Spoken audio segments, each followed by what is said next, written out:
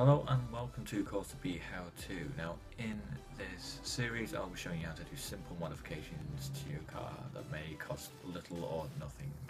Now in this first episode I will be taking you through the first things to do to your Corsa B. Now the first thing to do is a service.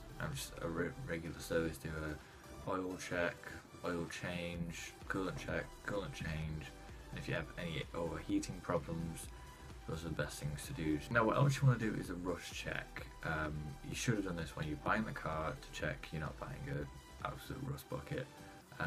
So now how you do this is basically get under the car and just check the underfloor of the car. Now in my car there is a rust spot on the tyre well and genuinely around the sides where you jack up the car, but it's nothing too bad. Now a rust check is essential for dealing with a new car because you can tell where the car's been, how it's been looked after, by how much rust it has. So if it's really rusty, then the guy's clearly not looked after it, he's left it out in the rain, it's obviously been sat there, just left to rust really, not washed that much. Now what you can do after this is just drive the car to tell how it feels and if there are any kinks in it. Now after the rust check, the first few modifications you want to be doing to your car before any power, don't touch the engine before you do this, is you want to get tyres and wheels. New tyres. Why the tyres? I have a set of cab slabs on my car which bring the tyre width up by 10mm. I know it doesn't sound a lot, but it increases the pad by quite a lot. I used to have 195s on it or lower.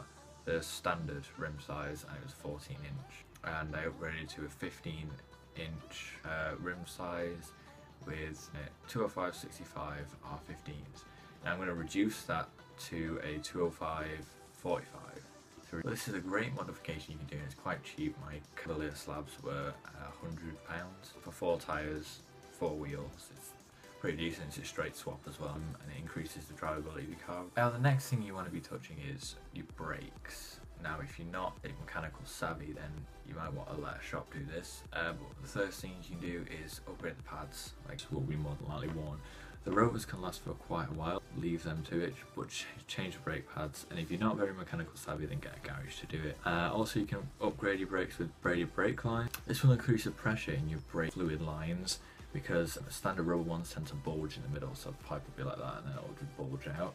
So this reduces that. Braided ones which are much stronger. Now the next modification to do is suspension. Now with suspension you can either go full coilovers or you can get lowering springs. I recommend full coilovers because lowering springs put a lot more stress on the original shock absorbers and shock strut. So the best thing to do is just go full out with the coilovers, and they're not too expensive. Mine were £180. I know it's a really cheap set, but I'm not really putting any decent power into it. It's a 1 litre engine, so it's not putting any power anyway, and they work quite fine. They work quite well. Now after you've done all this, obviously the final thing to do is power. Now because I'm in the UK, I can't really do much power mods until I get a bit older, because I'm 19 and the insurance is ridiculous. So now, first thing to actually, you can either modify the stock engine with a 1 litre or 1.2 or maybe even 1.4, there's not much point, so the next thing is engine swap.